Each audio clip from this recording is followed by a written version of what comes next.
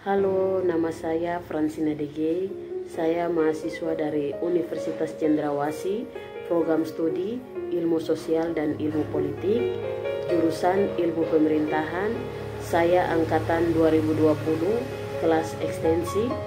Di sini saya akan menjawab 5 pertanyaan dari mata kuliah Perubahan Sosial dan Dinamika Pemerintahan. Pertanyaan yang pertama, jelaskan pengertian perubahan sosial dari para ahli. Ahli yang pertama, Auguste Comte. Perubahan sosial secara evolusis dengan tahapan pada pemikiran manusia atau evolusi intelektual, tahap teologi primitif, tahap metafisik tradisional, dan tahap positif rasional. Ahli yang kedua, Emile Durkheim.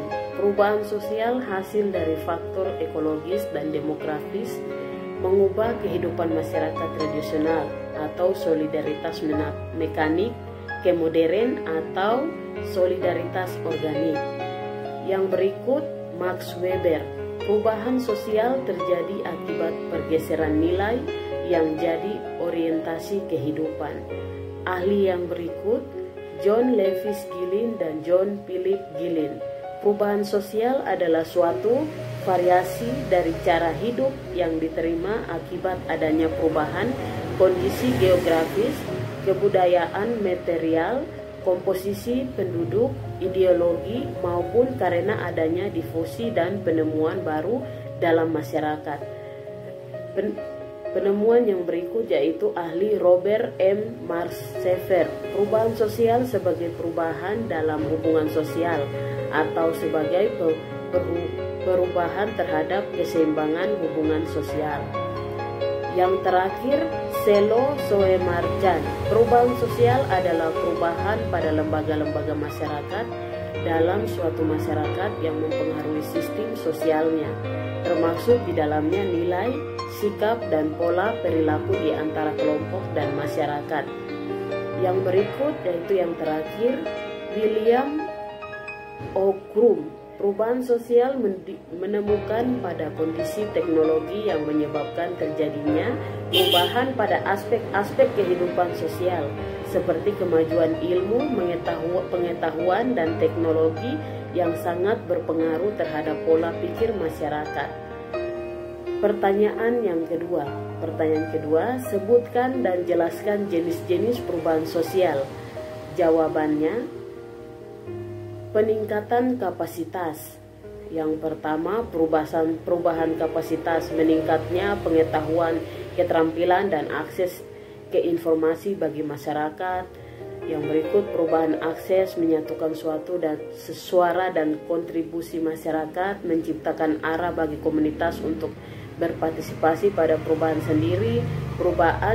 Yang berikut, perubahan institusi, mengembangkan institusi untuk mendukung dan menopang gerakan reformasi, perubahan kebijakan, perubahan sikap, dan komunitas. Yang berikut yaitu mempengaruhi individu dan komunitas. Nah, perubahan yang pertama, perubahan persepsi, mendukung perubahan perilaku individu dan kelompok, kepercayaan persepsi atau cara suatu kelompok atau isu tertentu direpresentasikan di tanah republik. Perubahan yang berikut, perubahan posisi, menggeser kekuatan untuk mengkontribusi dalam proses pengambilan keputusan, membuat akses ke wacana dan sumber daya pada komunitas yang kurang digeser dan tertinggal. Yang berikut yaitu perubahan wacana, mendukung interaksi dan dialog baru dengan menciptakan ruang untuk komunikasi, menemukan wacana dan suara baru serta suara yang kurang didengar, dan mempertimbangkan pandangan dan perspektif umum minoritas. Yang berikut yaitu adalah mengubah struktur. Yang perubahan yang pertama adalah perubahan kebijakan, menghapus atau mengubah kebijakan pemerintahan, lembaga, atau kebijakan perusahaan yang ada atau menciptakan yang baru. Perubahan berikut, perubahan hukum, menghapus atau mengubah undang-undang yang ada atau membuat yang baru, perubahan norma, mengubah praktek pemerintah, perusahaan atau institusi, perubahan ekonomi, menggeser cara pasar atau ekonomi atau lokal atau lebih luas berfungsi. Pertanyaan yang ketiga yaitu sebutkan dan jelaskan ciri-ciri terjadinya perubahan sosial pada suatu masyarakat. Jawabannya yang pertama, berkelanjutan. Perubahan sosial sifatnya berkelanjutan dan ini merupakan ciri-ciri yang sangat utama. Masyarakat dimanapun akan mengalami perubahan, bisa secara cepat, bisa juga secara lambat. Perubahan sosial sudah pasti terjadi pada masyarakat, terus berkembang. Hal ini adalah konsekuensi dasar karena manusia merupakan makhluk sosial. Imitatif, yang kedua imitatif. Perubahan sosial juga bersifat imitatif, apa adanya. Misalnya perubahan terjadi pada suatu kelompok masyarakat. Hal tersebut akan diikuti oleh kelompok masyarakat lainnya. Hal itu terjadi karena masing-masing kelompok akan saling mengaruhi mereka untuk dapat mengisolir diri dari perubahan-perubahan yang ada. Yang ketiga, disorganisasi sementara. Disorganisasi adalah sebuah keadaan yang kacau.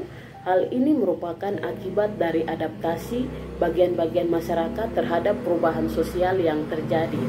Perubahan sosial yang sifatnya cepat biasanya akan menimbulkan di organisasi yang bersifat sementara.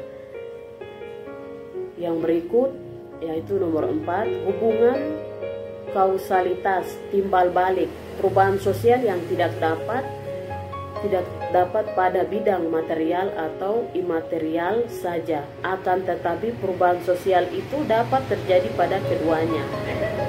Yang kelima yaitu penggolongan watak tipologis.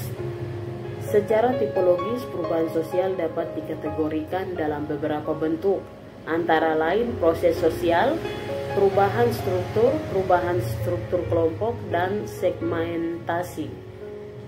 Pertanyaan yang nomor 4, sebutkan dan jelaskan perubahan sosial dari 4 pandangan, yaitu pertama pandangan klasik, equilibrium, konflik, dan modernisasi. Yang pertama, klasik.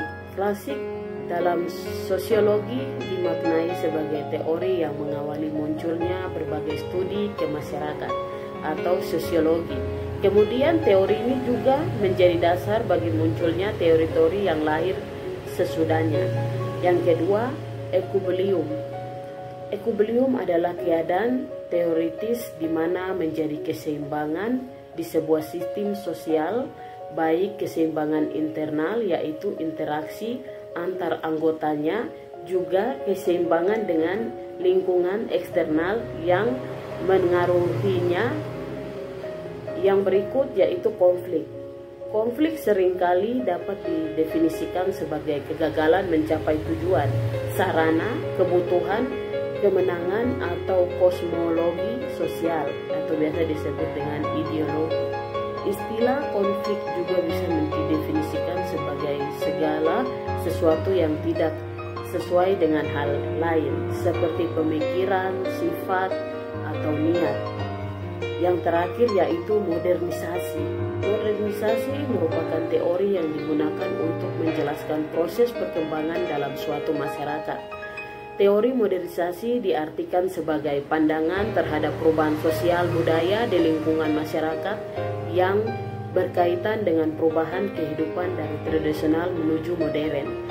Bentuk transformasi dari keadaan yang kurang maju atau kurang berkembang ke arah yang lebih baik dengan harapan yang akan mencapai kehidupan yang lebih maju, berkembang, dan lebih makmur. Pertanyaan yang kelima, kemukakan pendapat individu tentang perubahan sosial yang terjadi di lingkungan. Masing-masing 5 tahapan pertumbuhan masyarakat modern. Saya sendiri tinggal di BTN Grand, Doyo Baru, Kabupaten Jayapura. Yang pertama, pertumbuhan masyarakat atau penduduk. Penduduk di Doyo Baru dulunya belum terlalu padat dan masih sedikit, tetapi dengan bergantinya tahun, penduduk di Doyo Baru begitu padat dan sekarang begitu ramai. Yang kedua, penduduk atau masyarakat di Doyo Baru dulunya berbelanja harus pergi jauh dari tempat tinggal mereka, tetapi sekarang sudah adanya toko bahkan hypermarket yang ada di Doyo Baru sehingga mereka dapat berbelanja di tempat tinggal mereka sendiri. Yang ketiga yaitu pasar. Pasar di Doyo Baru dulu belum ada pasar di Doyo Baru, tetapi sekarang dengan adanya pasar, mereka tidak perlu berbelanja lagi di pasar baru atau pasar lama yang jauh dari tempat tinggal mereka. Mereka bisa berbelanja di tempat tinggal mereka, yaitu di Doyo Baru. Yang keempat, yaitu jalan. Jalan di Doyo Baru dulunya masih belum bagus seperti sekarang. Tetapi sekarang jalan sudah bagus sehingga masyarakat dapat beraktivitas dengan lancar. Yang terakhir, penduduk di Doyo Baru dulunya sangat susah dalam mendapatkan taksi atau ojek karena taksi tidak masuk sampai di Doyo Baru. Tetapi sekarang taksi sudah sampai di Doyo Baru sehingga masyarakat, orang kantor, bahkan anak sekolah pun sudah tidak susah lagi dalam mendapatkan taksi tersebut. Dan juga di era modern yang sekarang ini, penduduk di Doyo Baru juga sudah banyak yang menggunakan aplikasi Gojek atau Maxim, sehingga aktivitas mereka dapat terjangkau dengan baik.